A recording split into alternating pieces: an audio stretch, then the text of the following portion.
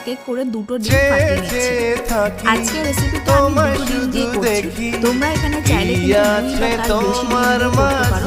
যত বেশি ডিম দেবে তত রেসিপিটা খেতে টেস্টি হবে। তো আমি এখানে দুটো ডিম এক এক করে ফাটিয়ে নিয়েছি আর তার সাথে নিয়েছিলাম একটা সেদ্ধ আলু। দুটো ডিমের জন্য আমি এখানে বড় সাইজের একটা সেদ্ধ আলু নিয়েছি। আলুটাকে নুন দিয়ে ভালো করে সেদ্ধ করে নিয়েছিলাম। এবার একটা গ্রেটারের সাহায্যে সেদ্ধ আলুটাকে ভালো মতো গ্রেট করে নিচ্ছি। তোমরা এখানে চাইলে প্রথমে আলুটাকে ভালো মতো স্ম্যাশ করে নিতে পারো। তো আমি এখানে সেদ্ধ আলুটাকে একটা গ্রেটারের সাহায্যে ভালো মতো গ্রেট করে নিয়েছিলাম। তারপর আমরা এর মধ্যে একে একে অ্যাড করছি অর্ধেকটা কুচানো পেঁয়াজ। একটা পেঁয়াজ আমি অর্ধেকটা মিহি করে কুচিয়ে রেখেছি। তারপর অ্যাড করে দেবো দুটো কাঁচা লঙ্কা কুচি। ঝাল মতন আমি এখানে দুটো কাঁচা লঙ্কা অ্যাড করেছি। তার সাথে দিচ্ছি স্বাদ মতো নুন। যেহেতু এর মধ্যে আলু আর ডিম রয়েছে তার জন্য নুনের পরিমাণটা একটু বেশি করে অ্যাড করলাম। আর দিচ্ছি সামান্য গোলমরিচের গুঁড়ো, সামান্য পরিমাণে দিচ্ছি হলুদের গুঁড়ো, হাফ চা চামচ দিচ্ছি জিরের গুঁড়ো, 1/4 চা চামচ দিচ্ছি কাশ্মীরি লাল লঙ্কার গুঁড়ো। এবার এই সমস্ত কিছু খুব ভালো করে একটা হ্যান্ড হুইস্কার দিয়ে ভালো করে মিশিয়ে নিচ্ছি।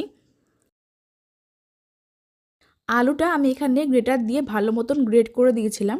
এতে করে কিন্তু আলুর মধ্যে কোনো রকম শক্ত ডেলা থাকবে না আর ডিমের মিশ্রণটা মেশাতেও সুবিধা হবে। তো দেখতেই পাচ্ছ খুব ভালো মতন কিন্তু মিশ্রণটাকে মিশিয়ে নিচ্ছি। আর প্রথমে আলুটাকে একটু ভেঙে নিয়ে তারপর খুব ভালো করে মিশিয়ে নিতে হবে আর মিশ্রণটাকে একটু ফেটিয়ে নিতে হবে যাতে সমস্ত কিছু সব দিকে সমানভাবে ছড়িয়ে যায়। ডিমের মিশ্রণটাকে বেশ কিছুক্ষণ সময় ধরে ফেটিয়ে নিয়েছিলাম।